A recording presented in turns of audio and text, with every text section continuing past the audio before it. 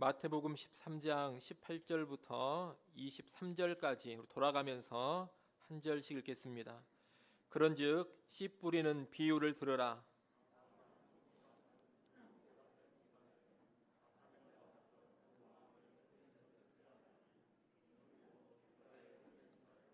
돌밭에 뿌려졌다는 것은 말씀을 듣고 즉시 기쁨으로 받되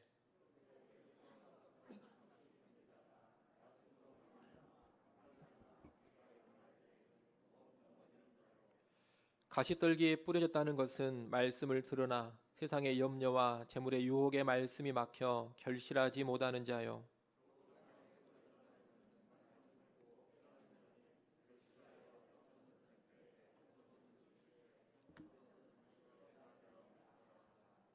아멘.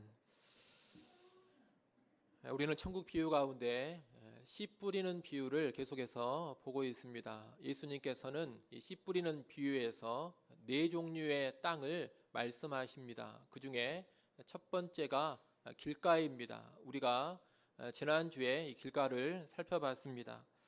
길가는 굳은 마음을 의미합니다. 이런저런 이유로 마음이 굳어져서 복음의 씨앗, 말씀의 씨앗이 뿌려졌을 때 심기어지지가 않습니다. 사탄이 바로 와서 그 말씀을 빼앗아가 버립니다. 그래서 길가와 같은 사람들은 복음이라든가 말씀에 어떤 긍정적인 반응도 보이지를 않습니다. 구원과는 전혀 상관이 없는 사람들인 것입니다. 이렇게 복음과 말씀을 전혀 받아들이지 않는 딱딱한 마음의 소유자가 길가입니다. 하나님께서 고난과 같은 아주 강력한 방법으로 큰 기경을 하지 않는 이상 이 길가와 같은 사람들에게는 소망이 없습니다. 오늘은 씨 뿌리는 비유에 나온 두 번째 땅, 돌밭을 좀 보겠습니다. 예수님이 팔레스타인 땅에 사역을 하셨는데 이 팔레스타인 지역에는 석회암층이 많이 있습니다. 그래서 농사를 짓는 밭에도 종종 어떤 부분들이 있느냐, 석회암층, 돌층이 형성된 부분이 있었습니다. 이런 곳은 겉은 살짝 흙으로 덮여 있지만 바로 그 아래에 돌이 있습니다. 씨가 이곳에 떨어지면 어떻게 되느냐? 일단 덮고 있는 흙이 얕기 때문에 빨리 올라옵니다. 하지만 싹은 빨리 올라오지만 밑에 돌층이 있어서 뿌리를 내리질 못합니다. 그래서 어떻게 됩니까? 이제 싹은 올라왔지만 햇빛이 강하게 내리쬐게 되면 뿌리가 없기 때문에 금방 시들어 말라 죽어버리는 겁니다. 이런 것이 돌밭인데 이 돌밭의 의미를 예수님께서 오늘 본문 20절, 21절에서 설명해 주십니다. 오늘 본문 20절, 21절 말씀 같이 한번 읽어보겠습니다. 함께 읽습니다. 돌밭에 뿌려졌다는 것은 말씀을 듣고 즉시 기쁨으로 받되 그 속에 뿌리가 없어 잠시 견디다가 말씀으로 말미암아 환난이나 박해가 일어날 때에는 곧 넘어지는 자요. 아멘. 이 돌밭과 같은 마음은 말씀을 듣고 복음을 듣고 빠르게 반응을 합니다. 즉시 반응을 한다는 겁니다. 복음을 듣고서 아주 기쁘게 예수님을 영접합니다. 신앙생활 할 것을 결단합니다. 그리고 열심히 교회 생활도 합니다. 그런데 신앙의 뿌리를 깊이 내리지 못합니다. 복음이 정말로 무엇인가? 참된 기독교 신앙이 무엇인가? 이런 이해를 하지 못하는 가운데 외면적인 신앙생활만 쭉 합니다. 또는 그저 감정적으로 또는 순간의 이익이라든가 어떤 즐거움을 위해서만 신앙생활을 합니다. 그렇게 신앙생활을 하다가 신앙과 연관해서 어떤 힘들고 어려운 일 또는 신앙과 연관해서 어떤 환난이나 핍박이 찾아오게 되면 바로 신앙을 버립니다. 바로 신앙을 포기하고 교회를 떠난다는 겁니다. 이런 돌밭과 같은 마음은 예수님을 구주로 믿는다고 입술로 고백을 하고 세례도 받을 수 있습니다. 나아가 교회 안에 중요한 직분도 받을 수 있습니다. 하지만 그렇다더라도 이런 돌밭 같은 마음은 참된 믿음이 아닙니다. 이 돌밭 같은 마음을 흔히 어떤 믿음이라고 부르느냐? 일시적 믿음이라고 부릅니다. 일시적 믿음이라는 것은 말 그대로 잠깐 반짝했다가 곧 사라져버리는 믿음을 가리키는 겁니다. 이런 일시적인 믿음은 구원을 주는 참된 믿음이 아닙니다. 구원을 주는 참된 믿음에는 여러 가지 특성이 있습니다. 그런데 그 특성 중에 하나가 지속성이라는 게 있습니다. 구원을 주는 참된 믿음은 지속성이 있습니다. 꾸준히 이어진다는 겁니다. 물론 기복은 있습니다. 오르내림은 있습니다. 믿음이 좋을 때도 있고 나쁠 때도 있습니다. 신앙에 열심히 있을 때도 있고 좀 식어질 때도 있습니다. 이런 기복은 있습니다만 신앙이 지속적으로 유지됩니다. 이 지속성이 참된 믿음의 하나의 특징입니다. 그런데 돌밭과 같은 이 마음은 지속성이 없다는 겁니다. 일시적인 믿음이어서 무슨 문제가 생기면 바로 믿음을 접어버립니다. 믿음을 끊어버립니다. 이것이 돌밭입니다. 이런 일시적인 믿음, 돌밭과 같은 마음의 특징은 뿌리를 내리지 못한다. 달리 말하면 깊이가 없다는 겁니다. 이 뿌리 내리지 못함, 깊이가 없다는 것을 여러 가지로 우리가 생각해 볼 수 있겠습니다만 핵심은 뭐냐? 복음이라든가 하나님이 주시는 복을 아주 얄팍하게 이해한다는 겁니다. 이 돌밭 같은 사람들은 복음을 아주 피상적으로 이해합니다. 복음이라는 것은 말 그대로 복된 소식을 가리킵니다. 복된 소식, 기쁜 소식이 복음인데 이 돌밭 같은 사람들은 복음을 그저 감정적인 기쁨과 만족을 주는 것으로만 생각을 합니다. 그래서 복음을 듣고 예수를 믿으면 늘 기분 좋은 일만 있어야 된다 이렇게 생각합니다. 예수를 믿었으면 이제 아프고 괴롭고 마음 상하는 일은 절대로 일어나서는 안 된다 이렇게 생각합니다. 예수 믿었으니 언제나 기분 좋고 행복해야만 한다 이런 생각에 빠지는 겁니다. 또 하나님이 주시는 복도 지극히 세속적으로만 이해합니다. 돌밭 같은 마음을 가진 사람들은 그저 이 세상에서 잘 먹고 잘 사는 것, 병 걸리지 않고 건강하게 사는 것을 복이라고 생각합니다. 세상에서 성공하고 형통한 것을 복이라고 여깁니다. 이들의 신앙은 예수 믿으면 좋다더라, 예수 믿으면 문제가 다 해결된다더라, 예수 믿으니 병이 낫는다더라, 예수 믿으면 사업에 성공하고 형통하게 된다더라. 신앙이 늘 이런 수준에만 머물러 있습니다. 뭔가 은혜를 받고 복받은 이야기를 해도 늘 세상적인 복만 이야기합니다. 간증을 하고 다녀도 늘 세상적으로 복받은 그런 간증만 하고 다닙니다. 그렇기 때문에 고난이 온다거나 환난과 핍박이 오면 이런 사람들은 제대로 이해를 못합니다. 예수를 믿고서 고난이나 환난이 찾아오면 혼돈에 빠져버립니다. 아니 예수를 믿으면 잘 돼야 되는데 왜 고난이 오는가? 왜 환난이 오는가? 내가 신실하게 열심히 신앙생활을 한 것 같은데 왜 핍박이 찾아오는가? 이런 혼란에 빠져버린다는 겁니다. 급기야 신앙을 제대로 유지하지 못합니다. 네, 이럴 줄은 몰랐다 하면서 교회를 떠납니다. 예수를 믿어도 별것 없구나 하면서 신앙을 포기해버립니다. 이것이 모두 다 천국 복음이나 성경의 복을 피상적으로 이해했기 때문에 일어나는 문제들입니다. 여러분, 복음이라는 것은 그저 우리 기분을 행복하게 해주고 우리를 즐겁게 만들어주는 것이 아닙니다. 내 감정적인 만족이나 내 세상적인 욕망을 채워주는 것이 복음이 아니라는 겁니다. 복음은 죄로 인해 단절된 하나님과의 관계를 회복시켜주는 겁니다. 예수 그리스도의 피로 죄 사함 받고 하나님과 만나서 사귈 수 있게 해주는 것, 여러분 이것이 복음입니다. 한마디로 복음은 뭐냐? 하나님과의 관계 회복에 초점이 있습니다.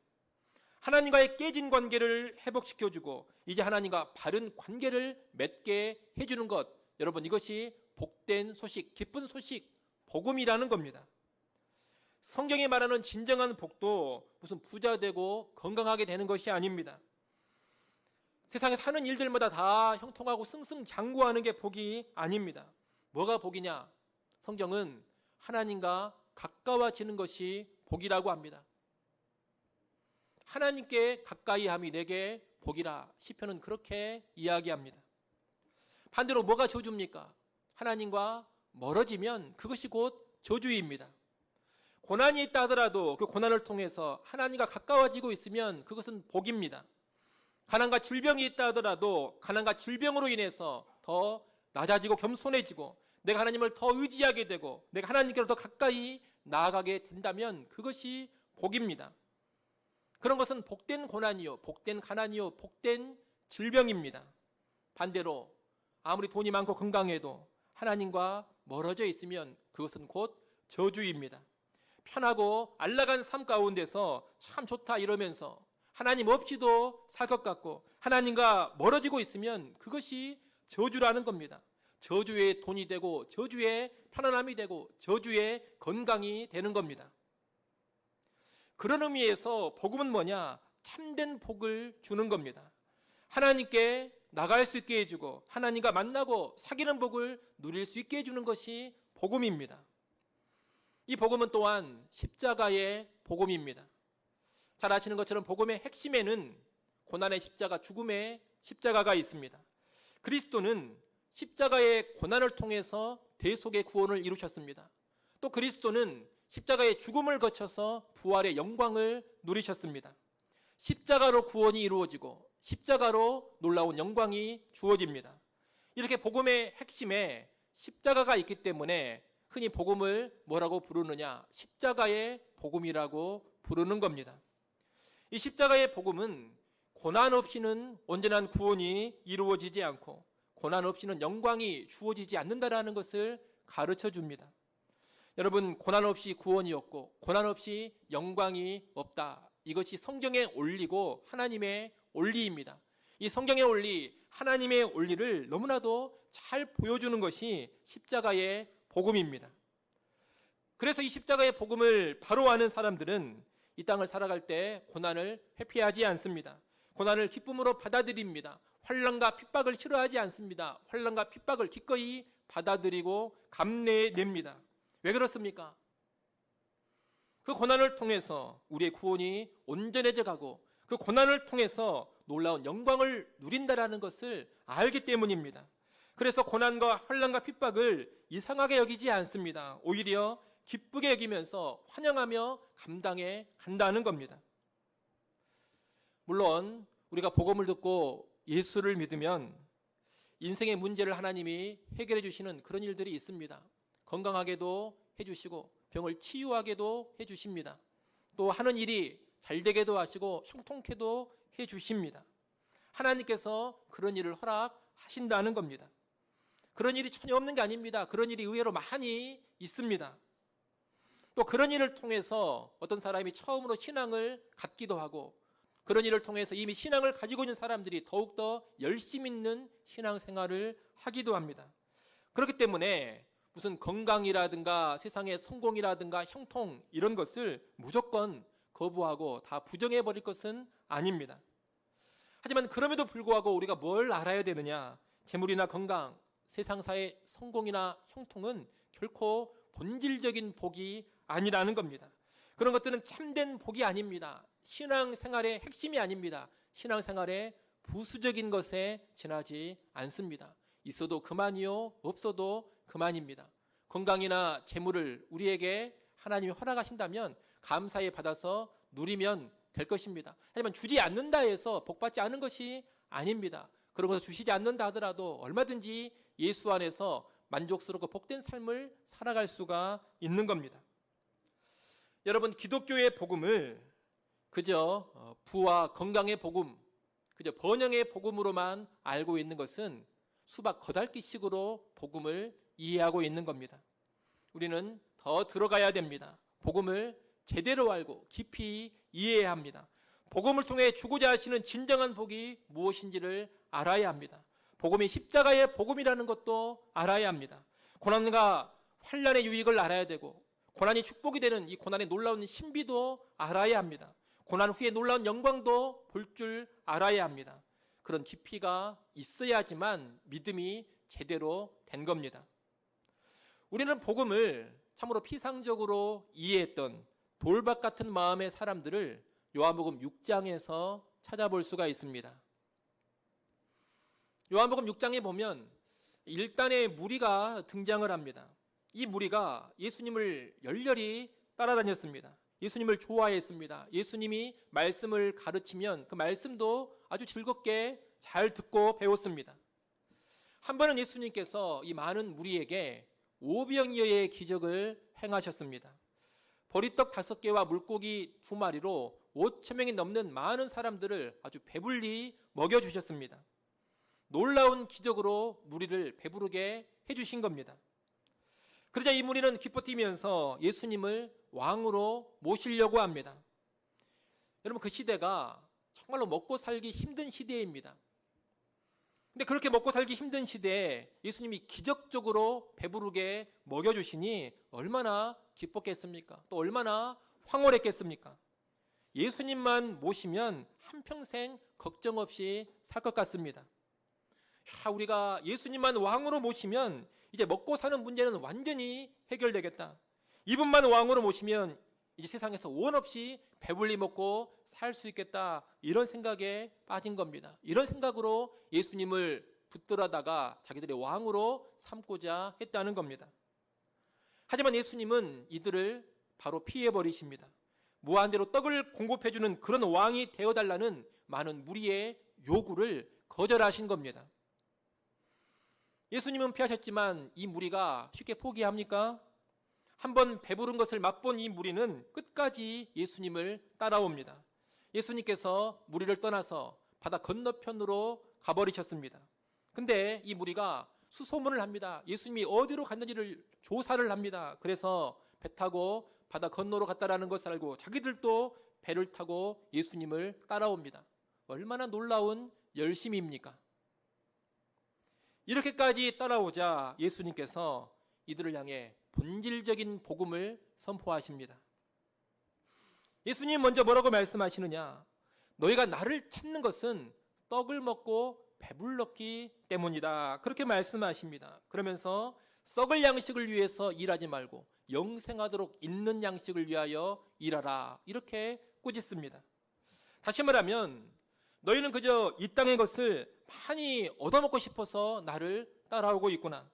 그러지 말라는 겁니다. 땅의 양식에 집착하지 말고 영생하게 하는 양식, 신령한 양식에 초점을 맞추고 살라는 겁니다.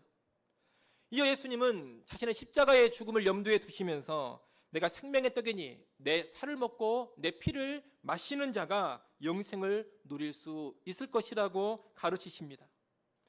영생이라는 말을 예수님이 거듭하시는데 이 영생이라는 것은 그저 안 죽고 계속 사는 것을 의미하지 않습니다. 성경을 좀 공부해 보신 분들은 알 겁니다. 여러분, 뭐가 영생입니까? 불사의 존재가 되는 것, 단지 이게 영생입니까? 성경은 그렇게 말하지 않습니다. 요한복음 17장 3절에 보면 영생은 곧 유일하신 참 하나님과 그가 보내신 자 예수 그리스도를 아는 것이다. 그렇게 설명하고 있습니다. 영생이 뭡니까? 하나님을 아는 것, 하나님과 사귀고 교제하는 것. 여러분, 이것이 영생입니다. 하나님과 사귀는 것이 영생인데 예수님께서는 바로 그런 영생을 추구하며 살아라. 이렇게 말씀을 하시는 겁니다. 여러분, 지금 이 무리는 세상의 양식이나 추구하면서 육신의 배부름을 갈망하고 있습니다. 예수님은 이런 무리에게 십자가의 복음을 선포하시면서 하늘의 복, 신령한 복, 영생의 복을 가르쳐 주시는 겁니다. 그런데 예수님의 가르침을 듣고서 이 무리가 어떻게 반응을 합니까? 이 무리는 예수님의 말씀을 듣고서 어렵다, 이게 무슨 소리냐 하면서 예수님을 떠나버립니다. 요한복음 6장 66절 말씀을 한번 보겠습니다. 요한복음 6장 66절 말씀 우리 같이 한번 읽어봅니다. 함께 읽습니다. 그때부터 그의 제자 중에서 많은 사람이 떠나가고 다시 그와 함께 다니지 아니하더라. 아멘. 여러분, 이 무리가 제자라고 불려지고 있습니다. 나름 제자의 모습을 보인 겁니다. 그런데 십자가의 복음 앞에서 제자라고 일컬어지던 많은 사람들이 예수님을 떠나버렸습니다. 그리고 다시는 예수님과 함께 다니지 않았다고 합니다. 여러분, 이 무리가 바로 전형적인 돌밭입니다. 이들은 이 땅에서 먹고 마시며 배부르게 해주는 분으로만 예수님을 바라봅니다. 그렇게 해주는 예수를 좋아합니다. 그런 예수는 환영하고 기뻐합니다. 그렇게만 해준다면 예수님을 왕으로 모실 의향이 충분히 있습니다. 세상에 복만 준다면 예수의 제자가 되어서 예수님을 적극적으로 따라다닙니다. 끝까지 따를 준비가 되어 있습니다. 그러나 세상적인 것을 주지 않고 십자가를 말하고 고난을 말하면 이해를 못합니다. 부유함이나 건강함이 아닌 하나님과의 관계를 말하고 하나님과의 사귐을 말하면 관심이 사라져 버립니다. 예수를 믿으면 돈 벌고 건강해지고 사업에 성공하고 형통한다, 이런 이야기에는 귀를 쫑긋 기울입니다. 그러나 십자가를 말하고 고난을 말하고 신령한 복을 이야기하면 귀가 닫혀버립니다. 돈 주고 건강을 주는 그런 예수의 제자로만 살고 싶습니다. 그런 예수님만 왕으로 모시고 싶습니다. 그러나 십자가를 져야 하는 예수의 제자로는 살고 싶지가 않습니다. 그런 예수에게는 관심도 두고 싶지가 않습니다. 그런 예수는 싫어합니다. 돌밭이 바로 이런 마음이라는 겁니다. 베드로도 한때 이런 잘못을 범한 적이 있었습니다. 마태복음 16장에서 베드로가 그런 모습을 보입니다. 베드로는 십자가를 져야 한다는 예수님의 말씀을 듣고서 화를 냅니다. 우리 마태복음 16장 21절 22절 말씀을 한번 보겠습니다.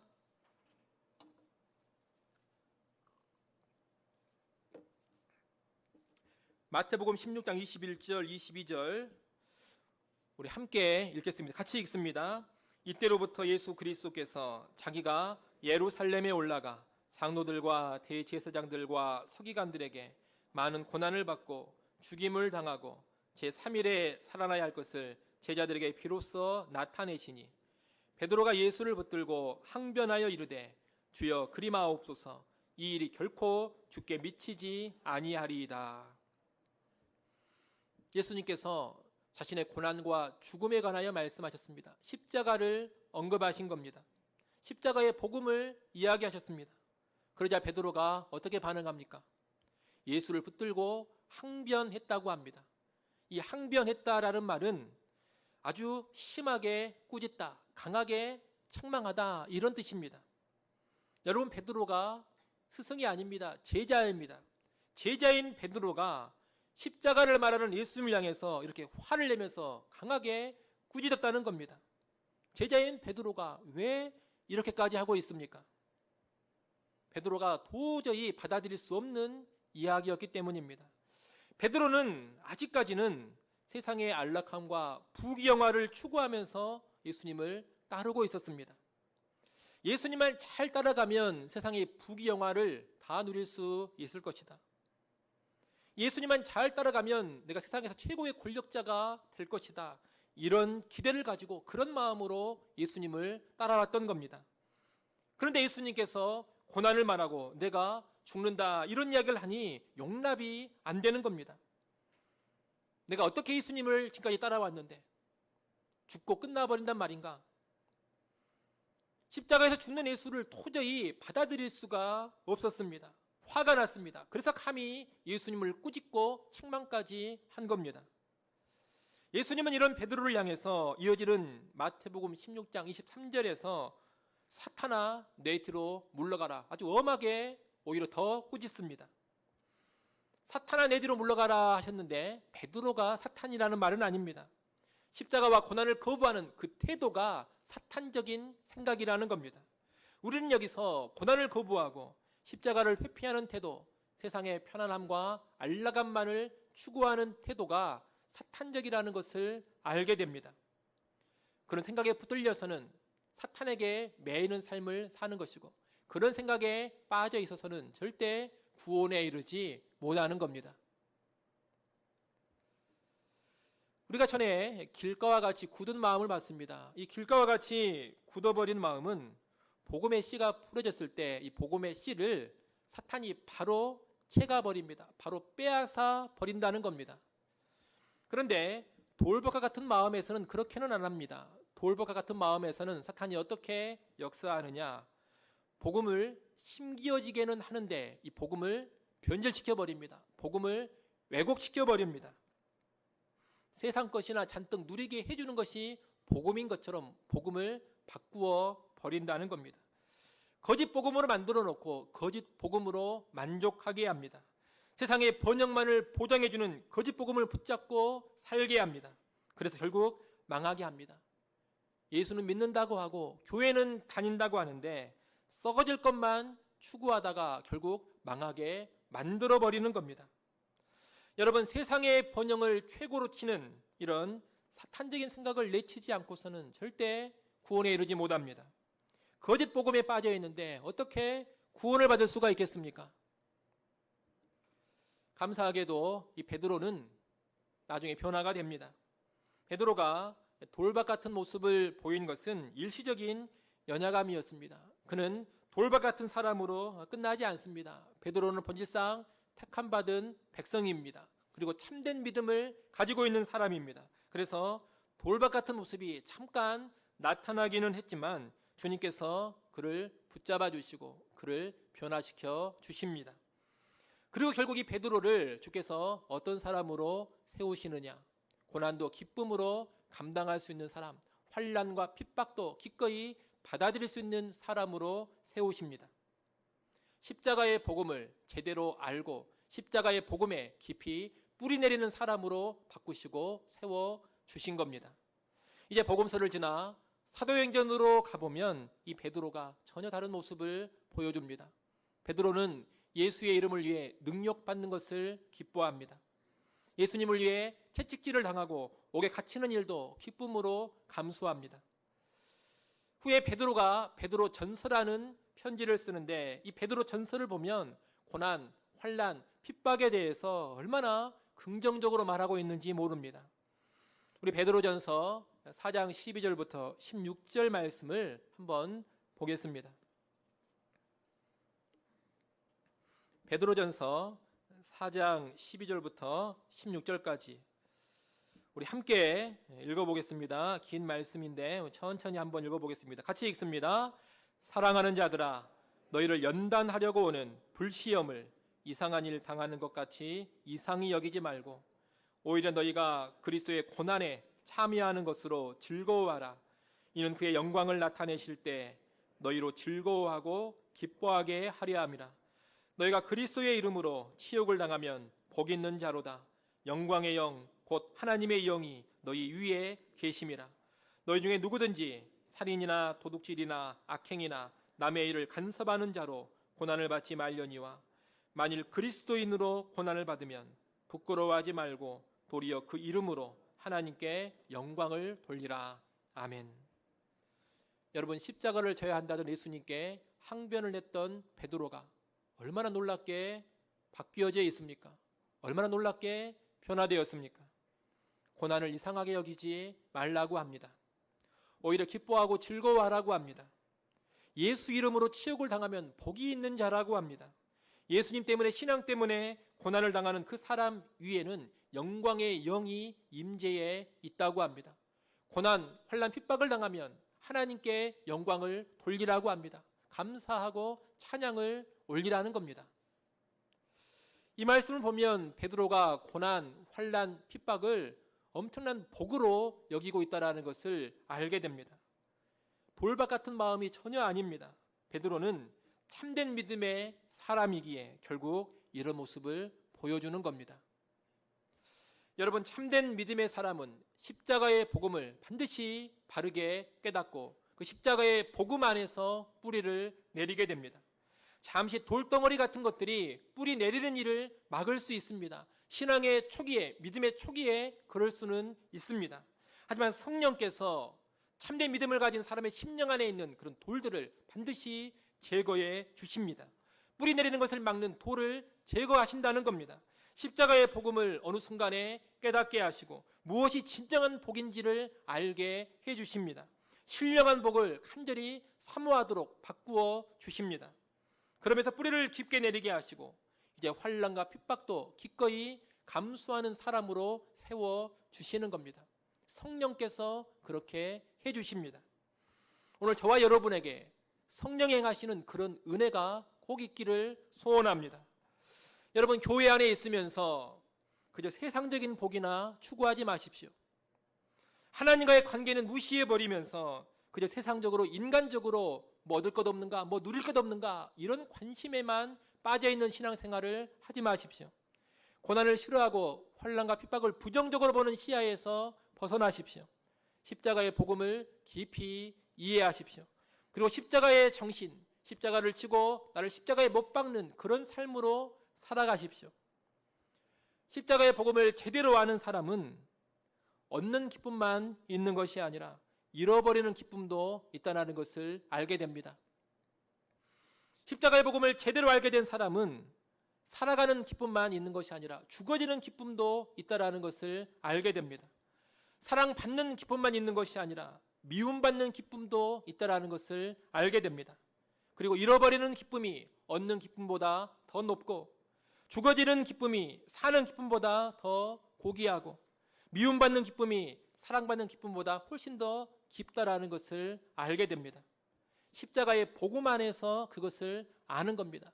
십자가의 그리스도 안에서 이런 역설적인 이해를 하는 겁니다.